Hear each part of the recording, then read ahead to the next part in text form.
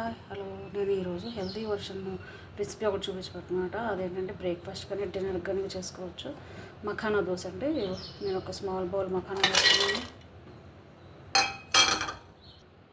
అలాగే అదే బౌల్తో కొంచెం అటుకులు అనమాట. రెడ్ పోహా కూడా ఉంటే తీసుకోవచ్చు. నేను వైట్ పోహా తీసుకున్నాను. అలాగే ఉప్మా రవ్వ సూజీ అన్నమాట, ఇది తెల్ల ఉప్మా రవ్వ, ఇది కూడా కొంచెం తీసుకున్నాను అదే బౌల్తో. ఫుల్ మకానా తీసుకున్న తర్వాత దానిలో హాఫ్ అటుకులు, దానిలో హాఫ్ సూజీ తీసుకున్నాను. దీనిలో ఇప్పుడు సాల్ట్ అండి, ఇది మనకు టేస్ట్కి తగ్గట్టు వేసుకోవచ్చు. ఇప్పుడు ఏంటంటే నేను కర్డ్ తీసుకుంటున్నాను అనమాట. పుల్లగా ఉండే పెరుగు అయితే చాలా టేస్టీగా ఉంటుందండి. ఇప్పుడు దీన్ని మనం మంచి దోశ పిండిలాగా గ్రైండ్ చేసుకోవాలి.